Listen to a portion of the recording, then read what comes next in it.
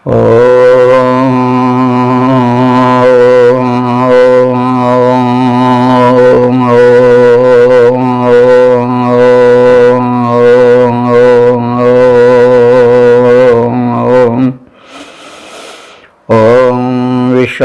सवितर्दुरितानि परासो यद्भद्रं तन्नयासु।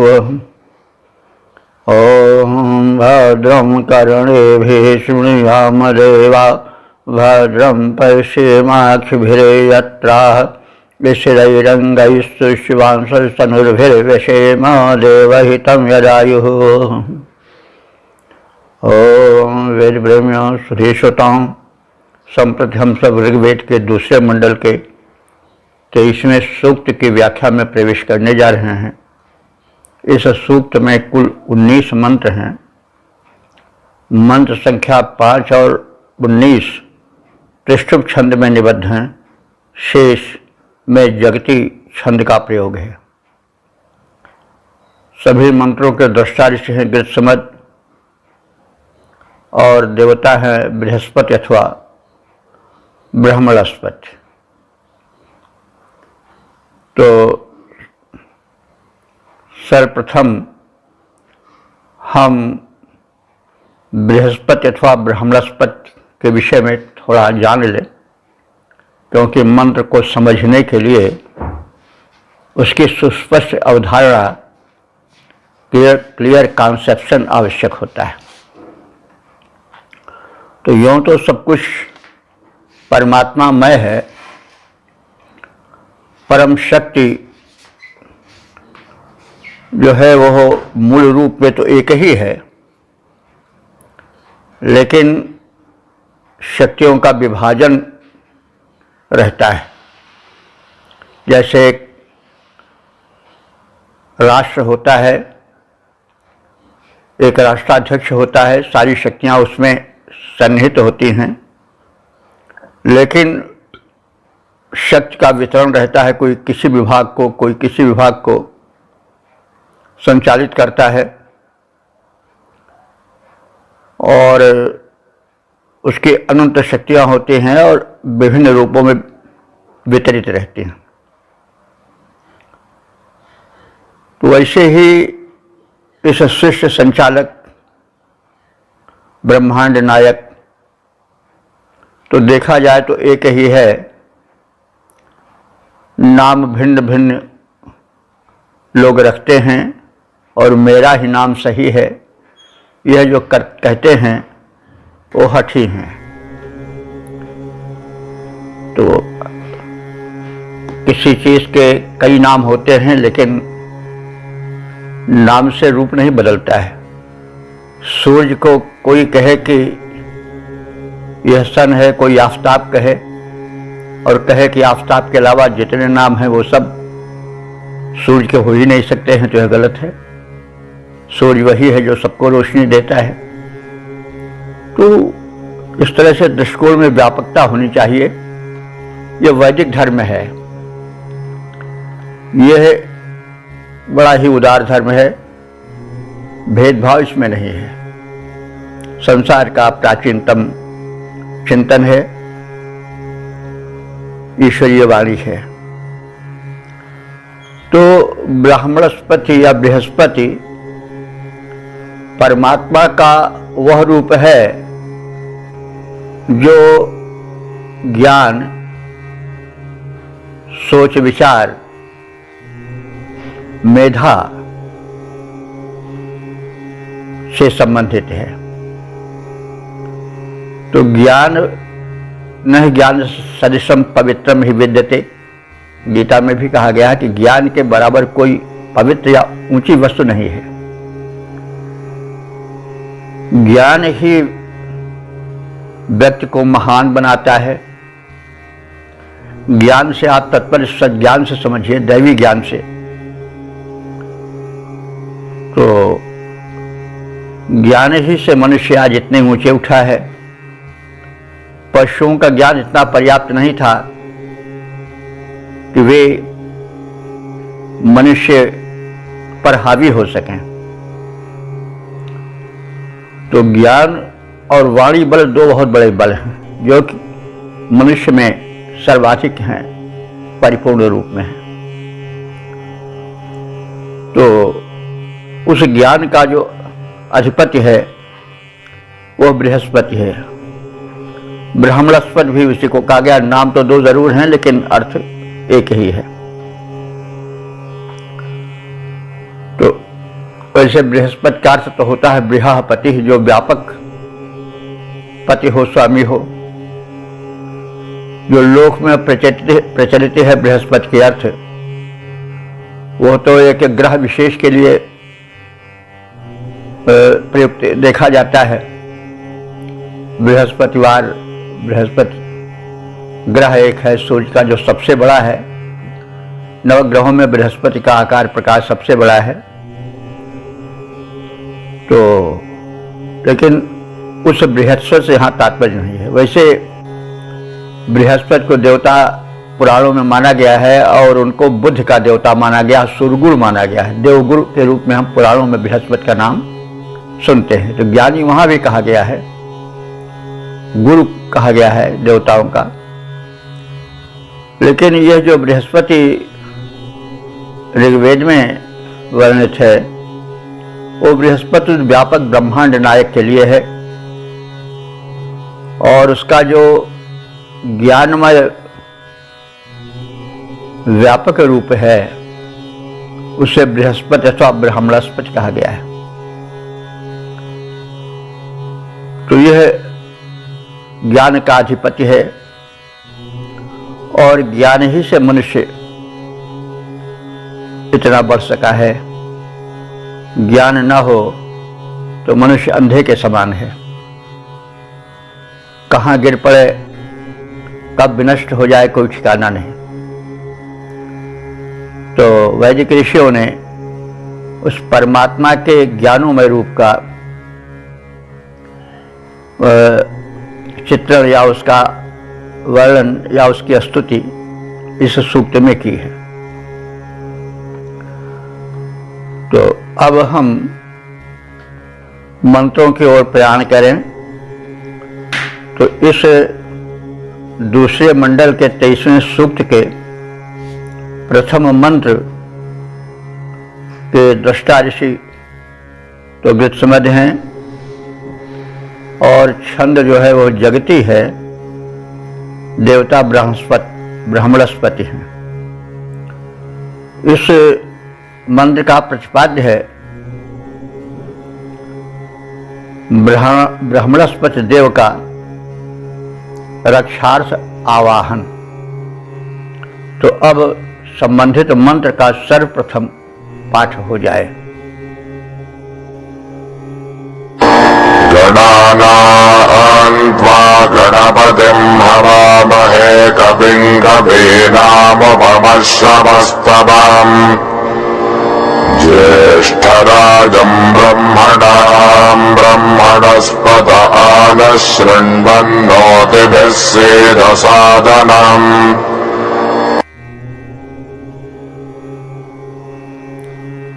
इस प्रथम मंत्र में ज्ञानाधिपति ब्रह्मणस्पति देव का आवाहन है और उनसे संरक्षण की प्रार्थना है। ब्रह्मणस्पति, हे ज्ञान के अधिपति देवता, तुम गणानाम गणपतिम असि, तुम गणों के गणपति हो। मतलब क्या? देखिए, गण कहते हैं समूह को और गणपति कहते हैं समूहों के स्वामी। तो समूह क्या? देखें तो शक्तियों को, दिव्य शक्तियों को एक गणों में बांटा गया है। गणों माने समूह में। जैसे इस सृष्टि का निर्माण 5 गणों से हुआ है। वो क्या हैं? जल, क्षिति, पावक, गगन, समीर। तो ये 5 एलिमेंट्स हैं, 5 तत्व हैं जिनसे यह सारी ब्रह्मांडीय रचना सक्रिय है, तो यह भी गण हुआ। तो इन 5 तत्वों के समूह, गण समूह के आप स्वामी हो, यानी आप ही के हाथ में, अधिकार में, स्वामित्व में ये जो 5 तत्व हैं, 5 गण हैं, जल, क्षिति, पावक, गरुड़ समेत क्रियाशील रहते हैं। गण और भी तमाम गण हैं, समूह हैं। जैसे प्राण है तो प्राण के भी 5 गण हैं। प्राण, अपान, व्यान, समान, उदान, ये 5 प्राण हैं। शरीर के भिन्न भिन्न अंगों में इनका संचार होता है। प्राण जो है वो हृदय से कंठ तक जो वायु क्रियाशील है शरीर में, उसे प्राण कहा जाता है। और जो वायु नाभि के नीचे तलवे तक सक्रिय रहती है, उसे अपान वायु कहते हैं। वायु का बड़ा महत्व है, वही प्राण है, स्थान भेद से उसका नाम कर दिया गया है। व्यान वायु कंठ के ऊपर है, उदान वायु वो भी है, और समान वायु जो है वो पूरे शरीर में सक्रिय रहती है। तो ये जब तक पंच प्राण सक्रिय रहते हैं, संतुलित रहते हैं, विकृति नहीं इनमें होने पाती। तो उदान वायु जो है इधर कंठ के ऊपर का भाग संचालित करती है। उदान वायु यदि कुपित हो जाती है तो फिर लकवा आदि का भय हो जाता है। और इधर प्राण वायु हृदय से होती है तो अटैक हो जाता है हार्ट का। अगर अपान वायु दूषित हो जाती है तो व्यक्ति को मतलब पेट संबंधी बीमारियां और जो है गृद्धसी आदि हो जाती हैं, बात रोग भी हो जाते हैं। तो प्राण वायु, तो इस तरह से ये प्राण सब हैं, इनके भेद हैं, स्थान भेद। समान वायु जो है शरीर में संपूर्ण शरीर का वो निरीक्षण करती है या संपूर्ण शरीर में व्याप्त रहती है। इस तरह से बहरहाल इनका भी एक हमारे ऋषियों मुनियों ने, ज्ञानियों ने अध्ययन करके भेद विभेद बहुत सूक्ष्म रूप से किया है। योग में इनका बड़ा महत्व है। अपाने जुह्यत प्राणम प्राणापाने तथा परे, गीता में कहा गया है। तो और योगी लोग इन वायुओं को साधते हैं और अंत में ब्रह्मांड तक ले जाते हैं, तो उनको वो समाधि में प्रवेश का एक द्वार मिल जाता है। तो ये तो योग की बातें हैं। बहरहाल वायु का प्राण का बड़ा महत्व है। ये 5 प्राण हमारे यहाँ विभाजित हुए हैं, प्राण, अपान, समान, व्यान, उदान। तो इसके भी अधिपति आप हैं। ये भी गण हैं, 5 गण हैं। और गणों से हम 5 ज्ञानेंद्रियों और 5 कर्मेंद्रियों के समूह को ले सकते हैं। ज्ञानेंद्रिय आप सब जानते ही हैं, 5 हैं।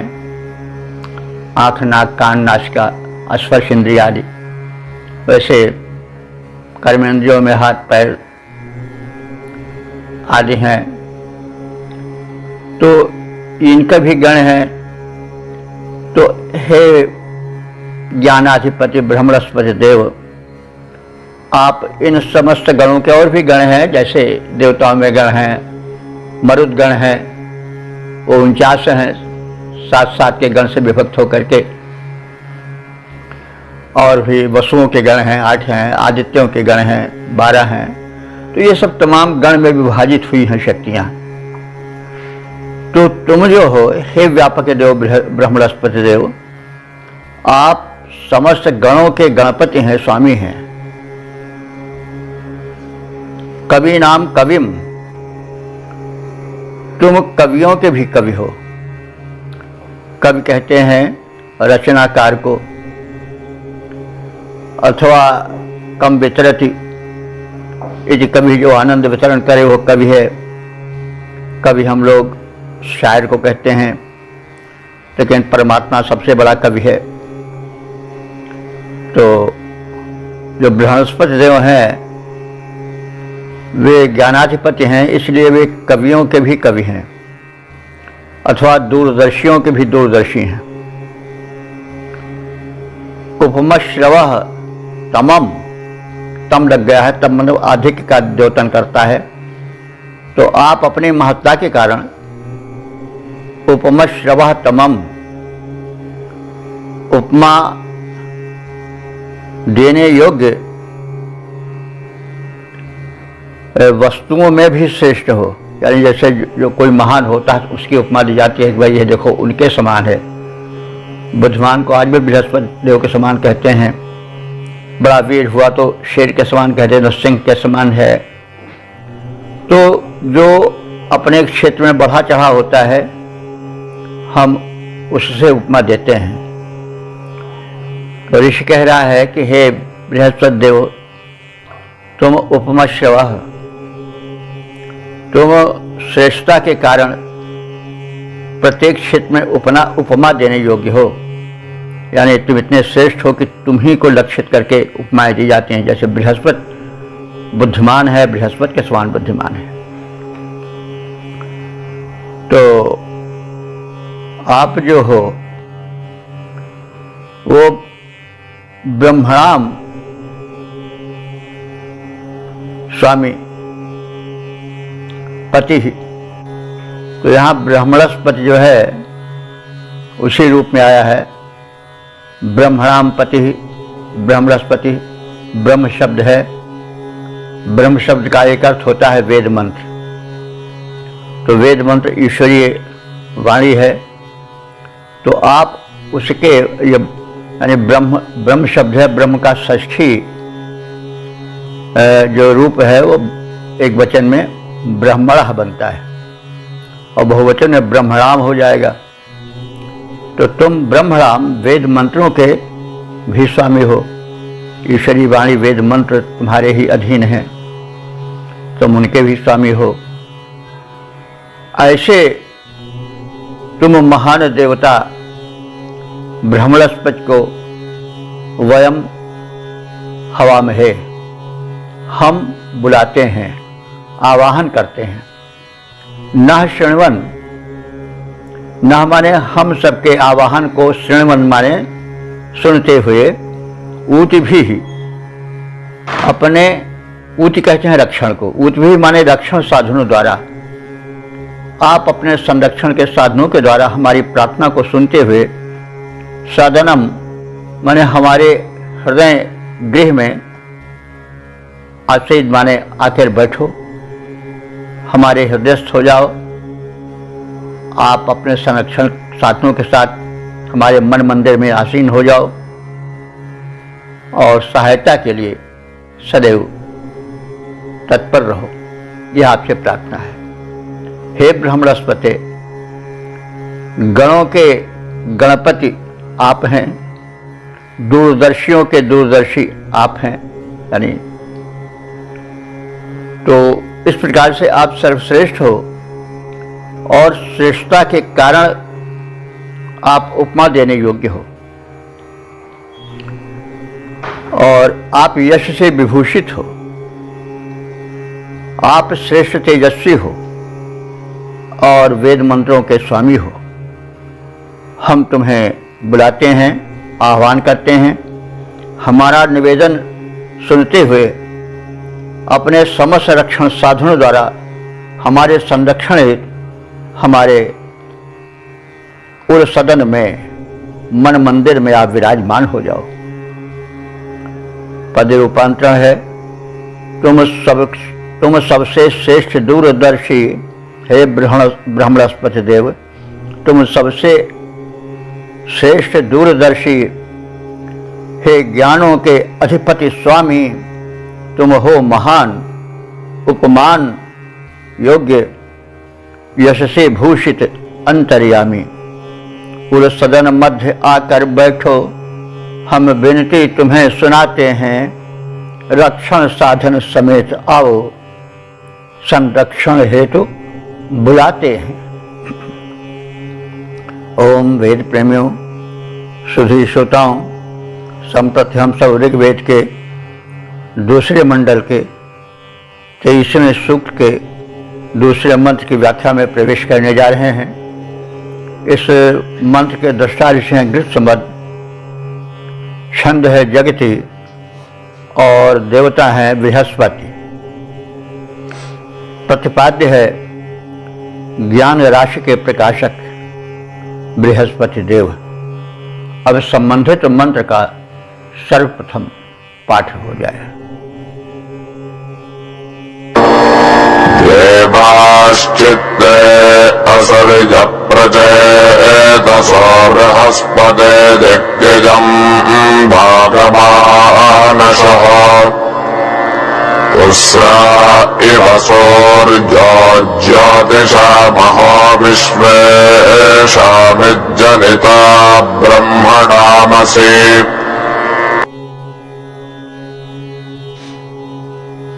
इस दूसरे मंत्र में बृहस्पति देव को जो ज्ञान की विविध शाखाएं हैं, विभाग हैं, उन सबके नियंत्रक के रूप में बताया गया है कि ज्ञान का कोई भी विभाग हो, सबके नियंत्रक, सबके स्वामी बृहस्पति देव हैं। तो असूर्यम बृहस्पति, असूर्य कहते हैं प्राणवान, बलवान। अस माने प्राण होता है ना, तो असूर्य माने प्राणवान। प्राणवान वह है जो जिसको कहते हैं बड़ा जानदार है, बड़ा बलवान है, तो उसी को असूर्य कहा गया है।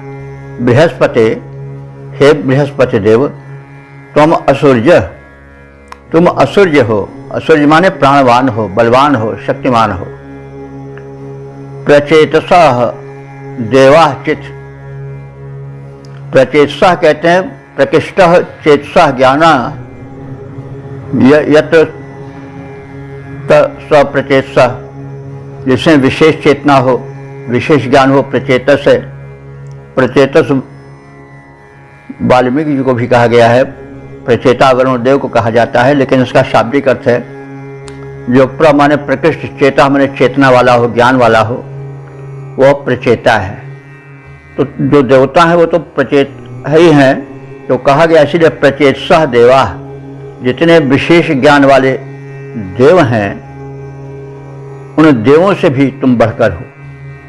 ते यज्ञम भागम अनुषु, वे जो विशेष ज्ञान वाले देव हैं वे भी तेरे यज्ञ भाग को प्राप्त करते हैं, अर्थात तुमसे ज्ञान प्राप्त करते हैं, तुमसे ज्ञानांश लेते हैं।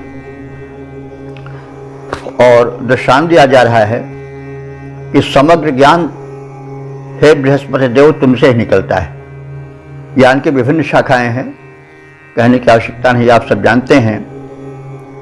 तो विश्वेशाम ब्रह्मणाम इत जनिता असि, विश्वेशाम माने समस्त, ब्रह्मणाम माने ज्ञान के, यानी ज्ञान की शाखाओं के, जनिता असि के जनक तुम हो, प्रकाशित करने वाले तुम हो। कैसे? ज्योतिष्मः सुब्रजः, जैसे ज्योतिष्मः माने महान ज्योति का पुंज जो सूर्य है वह, और उसकी उस्रा कहते हैं किरण को। जैसे जितनी भी किरणें हैं, असंख्य किरणें हैं, व्यापक हैं चारों ओर, लेकिन वो सब कहाँ से निकलती हैं? सूर्य से ही निकलती है ना। तो सकलाह उस्राह, जो समस्त उस्र हैं, किरणें हैं, जो ज्योतिष माने प्रकाशमयी हैं, वे सब कहाँ से निकलती हैं? सूर्य से। वैसे जितने ज्ञान के अनंत विभाग हैं, डिविजन्स हैं, क्षेत्र हैं, वे सब तुमसे वैसे ही निकले हैं जैसे सूर्य से तमाम किरणें निकलती हैं। यानी सबके तुम अध्यक्ष हो, सबके तुम केंद्र रूप हो। तो विशेषाम ब्रह्मणाम जनितासितुम, समस्त ज्ञानों के प्रकाशित करने वाले हो और समस्त ज्ञान तुमसे ही जन्म लेते हैं, तुम्हारे ही कारण है। तो हे महाबली बृहस्पति देव, विशिष्ट ज्ञान संपन्न देवों ने तुम्हारा यज्ञ भाग प्राप्त किया है, अर्थात तुमसे ही ज्ञान प्राप्त करके वे ज्ञानी बने हैं, क्योंकि तुम ही तो अधिपति हो। जैसे महान सूर्य से तेजस्वी किरणें निकलती हैं अनंत, वैसे ही अनंत रूपों में व्याप्त ज्ञान तुमसे ही निकल करके चारों ओर फैला हुआ है। सभी प्राणियों में, चर अचर जीवों में तुम्हारा ही ज्ञान व्याप्त है और वे सब तुमसे ही प्रकाशित हैं। तो इस प्रकार से संपूर्ण ज्ञानों के अधिपति आदि स्रोत बृहस्पति देव हैं। उन रूप में उनसे प्रणाम किया गया है और उनसे रक्षण की प्रार्थना की गई है। पद्य रूपांतरण देखें। हे देव बृहस्पति महाबली जो देव प्रबुद्ध कहते हैं, हे देव बृहस्पति महाबली जो देव प्रबुद्ध कहते हैं, शिव ज्ञान यज्ञ का अंश तुम्ही से ऐसे सुरभि पाते हैं, तेजस्वी किरणों का प्रसार रवि के द्वारा होता जैसे सारे ज्ञानों का भी प्रकाश तेरे द्वारा होता वैसे।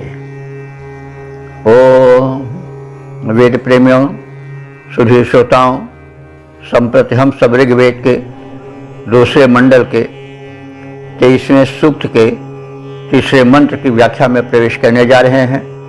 मंत्र दृष्टा ऋषि हैं गृत्समद, छंद है जगति और देवता है बृहस्पति।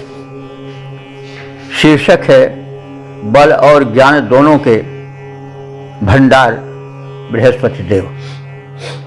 अब संबंधित मंत्र का सस्वर पाठ हो जाए।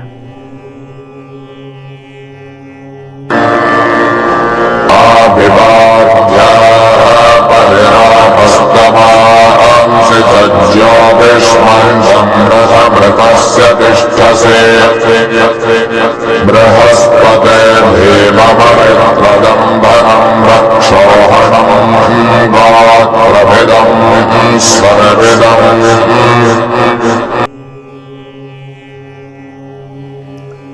इस तीसरे मंत्र में बृहस्पति देव को बुद्धि बल के साथ साथ भौतिक बलों का भी अधिपति स्वामी कहा गया है और वे लोक रक्षण में सदैव संलग्न रहने वाले हैं। उनका व्यक्तित्व पूर्ण व्यक्तित्व है। व्यक्ति में केवल ज्ञान ही ज्ञान नहीं होना चाहिए, उसमें बल भी होना चाहिए, शारीरिक बल भी, और लोक रक्षण की प्रवृत्ति भी होनी चाहिए, तभी व्यक्तित्व पूर्ण बनता है। जिसमें केवल शक्ति ही है वह व्यक्तित्व अधूरा है। शक्ति तो राक्षसों के पास, दुष्टों के पास कम नहीं होती, लेकिन वे अधूरे इसलिए हैं कि वे लोक रक्षण में नहीं रहते हैं, लोक पीड़न में रहते हैं। और ज्ञान से मंडित भी होना चाहिए व्यक्तित्व को। यह नहीं कि केवल बस भैंसे की तरह दौड़ पड़े, पटा दिया, गिरा दिया। व्यक्ति को सशक्त शरीर से हो, मन और तन से सशक्त हो, शुभ विचार वाला हो, तभी वह पूर्ण व्यक्तित्व होता है। तो इस प्रकार से ज्ञान के अधिपति बृहस्पति देव के संरक्षक रूप के वर्णन के साथ ही साथ उनके बुद्धिबल और लोक रक्षक रूप में प्रकटित होने वाले बल का भी चित्रण किया गया है। वे एक ओर ज्ञान के, बुद्धि के आगार हैं, तो दूसरी ओर शक्ति आगार भी हैं और संरक्षण में तत्पर रहने वाले हैं। इस भावभूमि पर हम मंत्र का मनन करें। तो बृहस्पति, हे बृहस्पति देव, परिरापः तमांसि विबाध्य। परिरापा कहते हैं कि जो सबको चारों ओर से संतुष्ट करते रहते हैं। वे कौन होते हैं? दुष्ट लोग होते हैं, जो धन से भी, बुद्धि से भी, बल से भी, पद से भी लोगों को परेशान करने और पीड़ित करने और शोषित करने का ही प्रयत्न करते रहते हैं रातों दिन। वे जो हैं वो परिरापा हैं, जो कि लोग को समग्रता से चारों ओर से संतुष्ट करते रहते हैं। और तमाम से तथा जो अज्ञान अंधकार से लिपटे रहते हैं, उनके तो जो हो अवरोधक हो। इसलिए प्रार्थना है कि विवाद है, उनको तुम बाधित करो। विबाध्य, उनको तुम बाधित करो, अर्थात उस अवरोध को दूर करो जो दुष्ट प्रकृति के हैं और चतुर्दिक हर अपने बुद्धि से, बल से, साधनों से लोगों को पीड़ा ही पहुंचाते रहते हैं, तथा जो अज्ञान के अंधकार में लिप्त रहते हैं, जिन्हें सूझ नहीं पड़ता कि क्या करना चाहिए, क्या नहीं करना चाहिए। ऐसे लोगों के द्वारा जो अवरोध उपस्थित किया जाता है समाज के विकास में, विकास यात्रा में, उसको आप दूर करो। आप जो हो वो ऋतस्य ज्योतिष। आप ऋत कहते हैं यज्ञ को भी, और ऋत कहते हैं सार्वभौम सत्य को भी। तो आप यज्ञ के प्रकाशक हो। यज्ञ एक पुण्य कार्य है, यज्ञ वैशेषतमो कर्म।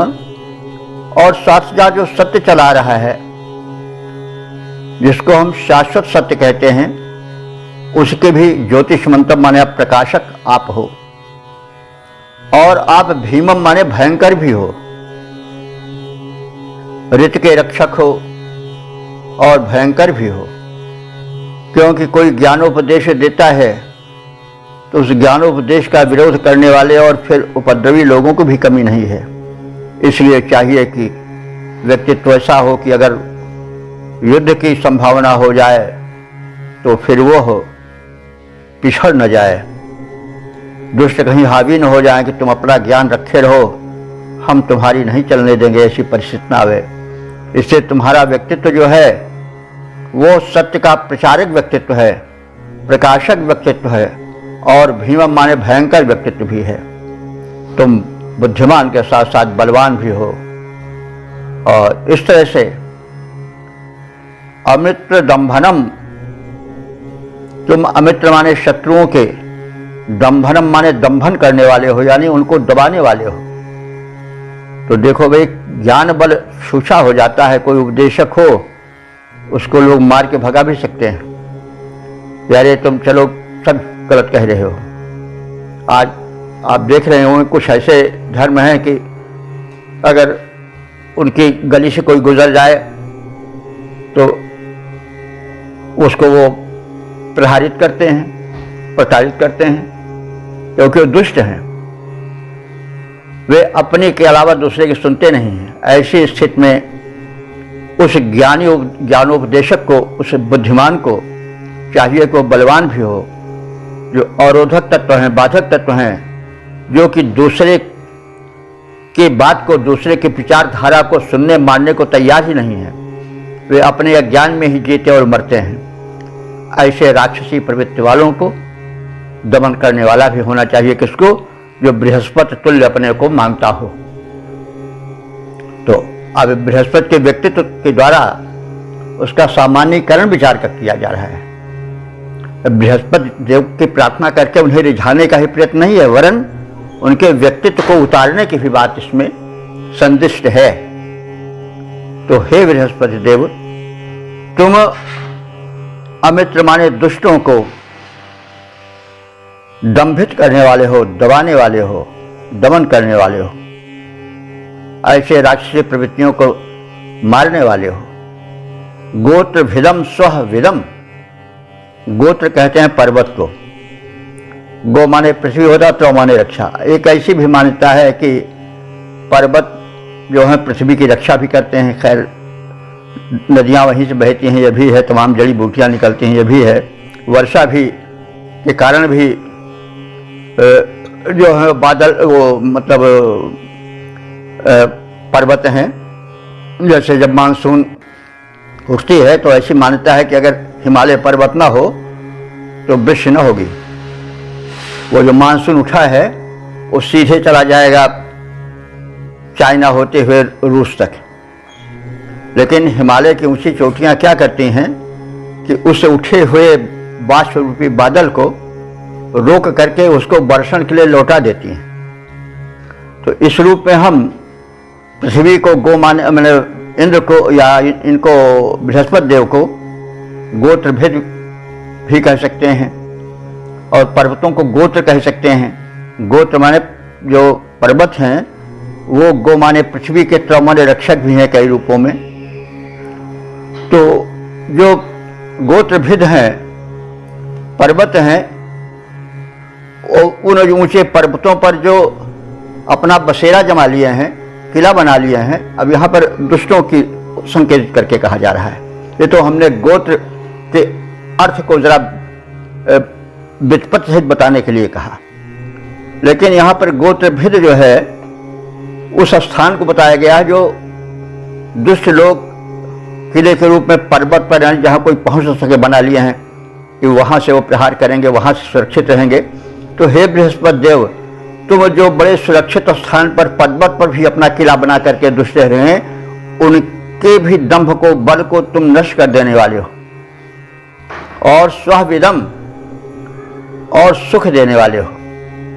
तो पर्वतीय प्रदेशों पर सुरक्षित किलेबंदी करने वाले दुष्टों के बल को तुम विनष्ट करने वाले हो। साथ ही साथ स्वविदम, तुम जो हो सुख, स्व माने सुख, सुख को देने वाले हो। रथम अधितिष्ठसि, और तुम रक्षण के हेतु अपने रथ को तत्पर रखते हो और उस पर बैठते हो। तो रथ पर बैठते हो, उसका मतलब क्या हुआ कि रथ पर बैठकर तुम रक्षण के हेतु तत्काल चल भी पड़ते हो। यहाँ पर आप देख रहे हैं कि बृहस्पति देव के व्यक्तित्व की पूर्णता को इंगित किया जा रहा है। संदेश भी दिया जा रहा है कि व्यक्तित्व जो है वो पूर्ण तभी होगा जबकि उसमें शक्ति भी हो, बुद्धि की शक्ति हो, ज्ञान की शक्ति हो, साथ साथ शारीरिक बल और संगठन आदि की भी शक्ति हो और नैतिकता की भी शक्ति हो, तब पूर्ण व्यक्तित्व होता है। तो बृहस्पति देव वैसे हैं, लोक रक्षक भी हैं। वे नष्ट करते हैं दुष्टों को अपने ज्ञान से, अपने शारीरिक बल से। साथ साथ वे लोक रक्षण के लिए अपने रथ को भी तैयार करते हैं और उस पर अतिष्ठस माने बैठते हैं, यानी प्रस्थान कर देते हैं। तो इस प्रकार से ज्ञान निधान बृहस्पति के साथ, ज्ञान निधान के साथ साथ बृहस्पति बलवान और शूरवीर भी हैं। यह व्यक्तित्व की पूर्णता का प्रदर्शक या निदर्शक मंत्र है। तो हे बृहस्पति देव, तुम लोक पीड़कों को और अवरोध उपस्थित करने वाले दुष्टों को रोक देने वाले हो। दुष्टों के लिए भयंकर से भयंकर शत्रुओं, दुष्टों के लिए भयंकर तुम बन जाते हो और शत्रुओं के दमन करता, राक्षसों के संहारक, पर्वतीय प्रदेशों में बने उनके किलों को, आश्रय स्थानों को तुम ढा देने वाले हो, तोड़ देने वाले हो। तुम सज्जनों को सुख देने वाले हो और उनके कार्य सिद्ध करने के हेतु तत्काल रथ पर बैठकर चल देने वाले हो, प्रस्थान कर देने वाले हो। इस प्रकार बृहस्पति देव, तुम ज्ञानी के साथ साथ शूरवीर भी हो। हम नमन करते हैं। पद्य रूपांतरण देखें। तुम लोक पीड़कों को, हे बृहस्पति देव, तुम लोक पीड़कों, प्रगति पंथ के अवरोधों के हारक हो दुष्टों के लिए भयंकर हो, दानव दल के संहारक हो, पर्वत के दुर्गम दुर्ग तोड़ सज्जन को सुख पहुंचाते हो, उनके रक्षार्थ विराजमान रथ पर बैठे छवि पाते हो। ओम वेद प्रेमियों, सुधीर श्रोताओं, संप्रति हम सब ऋग्वेद के दूसरे मंडल के 23वें सूक्त के चौथे मंत्र की व्याख्या में प्रवेश करने जा रहे हैं। यह मंत्र जगती नामक छंद में निबद्ध है। मंत्र दृष्टा ऋषि हैं कृत संबद्ध और देवता है बृहस्पति। प्रतिपाद्य है बृहस्पति की महिमा का कथन। अब संबंधित मंत्र का सर्वप्रथम सस्वर पाठ हो जाए।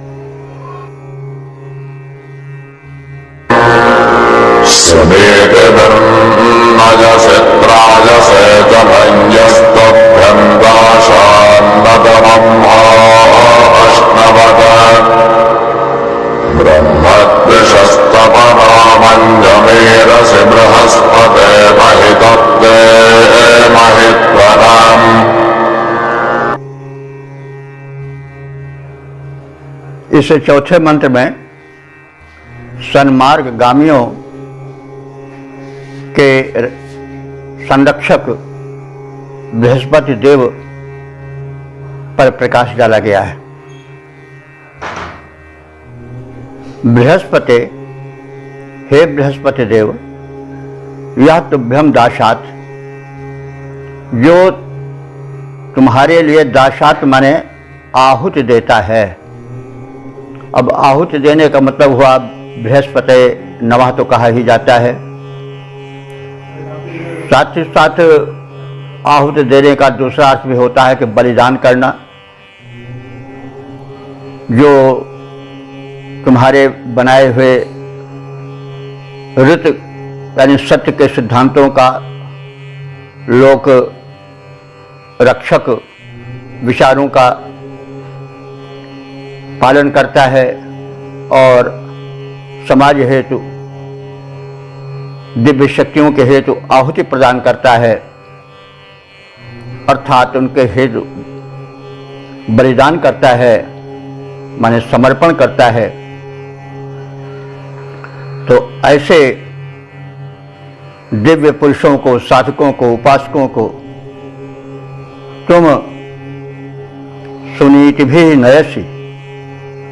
सुनीति भी माने सुंदर नीति से भरे हुए सन्मार्ग पर नयस माने ले चलते हो, यानी उनको सन्मार्ग सत्पथ दिखाते हो, क्योंकि जैसा मार्ग होगा वैसे ही तो पहुंच होगी। कोई रास्ता किसी ओर जाता है, कोई रास्ता किसी ओर जाता है, तो ऐसा रास्ता जो कि ऊंचे लक्ष्य की ओर जाए, तो उस रास्ते पर जब किसी को बताया जाएगा, दिखाया जाएगा, तभी तो वो अपने ध्येय पर पहुंच पाएगा। तो जो बृहस्पति देव है वो नीति युक्त सन्मार्ग पर ले चलने वाले हैं। जब व्यक्ति सन्मार्ग पा जाएगा तो अपने लक्ष्य तक, अपनी मंजिल तक, अपने गंतव्य तक पहुंच ही जाएगा। तो सन्मार्ग दर्शक तो हे बृहस्पति देव आप हैं ही, साथ ही साथ त्राय से आप रक्षक भी हो। रास्ते में जो तमाम लोग चोर, लुटेरे, डकैत, ठग भी मिल जाते हैं, तो इसलिए मार्ग चलने में रक्षण की भी आवश्यकता होती है। तो हे बृहस्पति देव, आप सन्मार्ग दिखाते हो और सन्मार्ग गामियों की रक्षा भी करते हो। तम अंघ न अश्नवत, और वे सन्मार्गगामी जो तुमसे रक्षित हैं वे पाप में नहीं गिरने पाते हैं। उन्हें पाप पराभूत, पराजित नहीं कर पाता है। ब्रह्मदिशा तपन्नः मन्युमीह असि, तुम ब्रह्मदिशा माने ज्ञान के द्वेषी, जो राक्षसी प्रवृत्ति के लोग हैं, आसुरी प्रकृति के लोग हैं, उनको तपन्नः, तपन्नः माने तपा देने वाले हो, उनको तुम संतुष्ट करने वाले हो। तो ब्रह्म दिशा तपना असि, तुम ज्ञान के द्रोहियों को संतप्त करने वाले, तपाने वाले हो। साथ ही साथ मन्यु मीह असि, मन्यु कहते हैं क्रोध को, और मीह माने हिंसक। तो उन दुष्टों के जो क्रोध होते हैं, जो सज्जनों के लिए घातक होते हैं, उस मन्यु के मीह माने हिंसक हो, यानी उनके क्रोध को भी नष्ट करते हो। जो सज्जनों पर क्रोध, सन्मार्ग गामियों पर क्रोध करते हैं, उनके क्रोध को भी तुम नष्ट कर देते हो। तो इस प्रकार से तुम सन्मार्ग दिखाते हो। जो ज्ञान के द्रोही हैं, अज्ञानी हैं, राक्षसी प्रवृत्ति के हैं, उनके तपन को, उनके द्वारा पहुंचाए गए कष्ट को, जो सज्जनों को तापित करता है, उसको तुम विनष्ट करते चलते हो। साथ ही साथ उन दुष्टों का क्रोध जो सज्जनों पर उतरता है, उस क्रोध को भी तुम मीह माने हिंसन कर देते हो, उस क्रोध का भी तुम विनाश कर देते हो। तो इस प्रकार से हे देव, ते तत्महि महित्वनम, इस प्रकार से आपकी यह महि माने व्यापक, महित्वनम माने महिमा प्रशंसनीय है। हम नतमस्तक हैं उसके आगे। हे बृहस्पति देव, जो तुम्हें हवि देता है, तुम्हारे हेतु लोकोपकार करता है, तुम्हारा पूजन करता है, हविष्य प्रदान करता है, उस सन्मार्ग गामी या सन्मार्ग पर चलने के इच्छुक को तुम सन्मार्ग दिखाते हो और सन्मार्ग पर चलाते हो। साथ ही साथ सन्मार्ग पर चलने पर जो बाधाएं आती हैं, विघ्न आते हैं, क्लेश आते हैं, आपत्तियां आती हैं, उससे भी तुम रक्षा करते हो। उसके पथ को पापी लोग नहीं रोक पाते हैं। तुम ज्ञानियों से द्वेष करने वाले दुष्टों को संतप्त कर देते हो तथा ज्ञानियों के ऊपर उन दुष्टों द्वारा, शत्रुओं द्वारा जो प्रहार किए जाते हैं, कष्ट दिए जाते हैं, जो क्रोध किए जाते हैं, उन क्रोध के प्रहार को भी तुम नष्ट करते हो। प्रत्येक दृष्टि से तुम सज्जनों की, उपासकों की, भक्तों की, समाज सेवकों की, सत प्रवृत्ति वालों की रक्षा करते हो।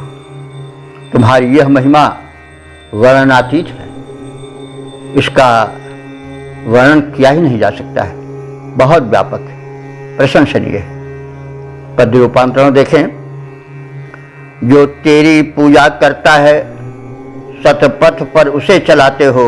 हे बृहस्पति देव, जो तेरी पूजा करता है, सतपथ पर उसे चलाते हो।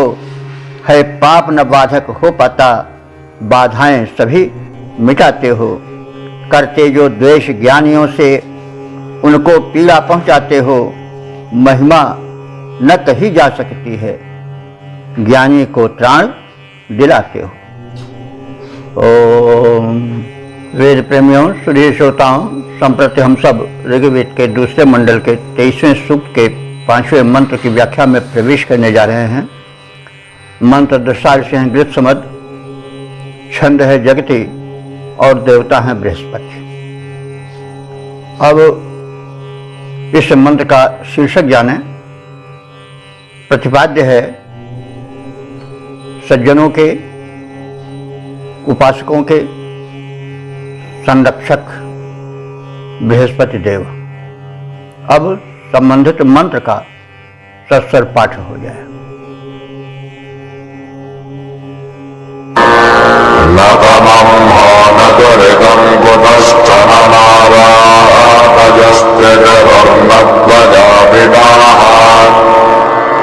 विश्वा इदस्मात् वरसो विवादसेजं स्वगोपारक्षसे ब्रह्मणस्पते।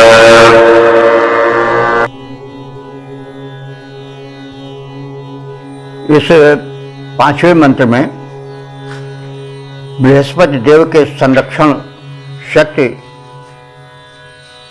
की महिमा के प्रकाश में उनकी संरक्षण शक्ति की व्यापकता, उदारता का उदाहरण प्रस्तुत किया गया है। बृहस्पति देव ऐसे देव हैं जो उनका आश्रय लेता है उसके दुख दर्द वे दूर करते हैं, दुष्टों से संरक्षण देते हैं और उनके पथ को निष्कंटक और निरामय बनाते हैं। तो ब्राह्मणस्पते, हे ज्ञान के अधिष्ठाता सर्वशक्तिमान देव, सुगोपा यम रक्षस। गुप धातु है रक्षण अर्थ में, तो सुगोपा माने जो आपसे रक्षित है, जिस पर आपकी कृपा दृष्टि है और जिसके तुम रक्षक हो, तथा यम रक्षस, जिसकी तुम रक्षा करते हो, यानी तुम परिपालक हो और जिसके रक्षक हो, जिसकी रक्षा में संलग्न रहते हो, उसको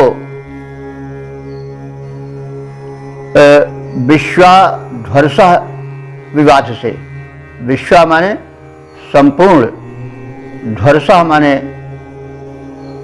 जो ध्वंसन करते हो, हिंसन करते हो, उनसे दूर रखते हो, उन ध्वंसकों को, हिंसकों को विवाद से तुम बाधित करते हो, रोकते हो, पीड़ित करते हो। तो यह तो महापुरुषों के या अवतारों के लक्षण ही हैं। तुलसीदास जी ने कहा है कि जो अपराध भक्त कर करे, राम रोष पावक सो जरे। जो उपासक का अहित करता है वह राम के रोष के पावक में जल भुनकर मर जाता है। तो सिंह को चापी सकई जगतासु, बड़ रखवार रमापति जासु। उसके सीमा को कोई अधिकृत कर ही नहीं सकता। उस उपासक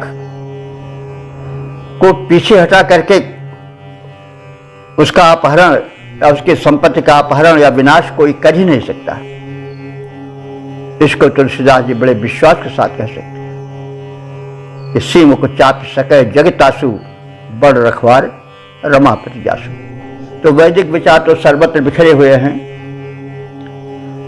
यहाँ पर जो बृहस्पति देव हैं वो बृह माने व्यापक, पच माने स्वामी, तो जो विराट स्वामी है वही बृहस्पति है। अब बृहस्पति में उस परमात्मा का ज्ञानांश अधिक रहता है और ज्ञान ही सबसे बड़ी शक्ति है। जब ज्ञान नहीं रह जाता तो व्यक्ति अंधा बन जाता है, और अंधा कहाँ गिर जाए, कहाँ पर वह पंगु बन जाए, असमर्थ बन जाए, नष्ट हो जाए, इसका कोई ठिकाना नहीं रहता है। तो ज्ञान ही सबसे बड़ी है वस्तु है, और भगवान जिसको ज्ञान देते हैं उसको कल्याण प्रदान करते हैं। वही सब ज्ञान भक्त एक ही है। बार बार भक्तों ने कहा है कि जिसको आप भक्त देते हो तो वही भक्ति और ज्ञान, ज्ञान और भक्ति, ज्ञान ही भक्ति ही नहीं कछु भेदा, उभय हरहि भव संभव खेदा। तो ज्ञान भक्त सब एक ही हैं, यानी जो ज्ञान पूर्वक विचार पूर्वक कार्य किया जाता है वही भक्ति बन जाता है। तो ये सब आप सब जानते हैं, इस पर विशेष प्रकाश डालने की आवश्यकता नहीं है। तो जो ज्ञान पूर्वक परमात्मा चिंतन करता है उनका आश्रित बन जाता है, उसका कल्याण होता है। और जिम बालक ही राख महतारी, जैसे बालक छोटे शिशु की रक्षा माता करती है, छाती से लगाए रहती है, स्वयं कष्ट सहती है, उसको शीत और उष्ण से बचाती है, वैसे भगवान समर्पित भक्त के साथ उसके माता रूप में उपस्थित हो जाते हैं। तो वही बातें अन्य विचारकों ने भी की हैं और वेद तो सबका मूल है। वही बात यहाँ भी कही जा रही है कि सुगोपा, हे श्रेष्ठ रक्षक बृहस्पति देव, यम रक्षस, तुम जिसकी रक्षा करते हो, यस्मात् इत विश्वाम ध्वरसः विबाध से, तो विश्वाम माने संपूर्ण, ध्वरसः माने हिंसकों को तुम उससे, तस्मात् उससे दूर ही रखते हो, यानी वो उसके निकट फटक ही नहीं सकते। तम अंघा दुरितम न, तम माने उसको, यानी उस भक्त को जो तुम्हारा आश्रित है उसको अंघा, अंघ कहते हैं पाप को, और दुरितम माने दुष्कर्म को, तो उसको पाप अथवा दुष्कर्म कभी सता नहीं सकते हैं, उसको दुख नहीं दे पाते हैं। तम अंघा दुरितम न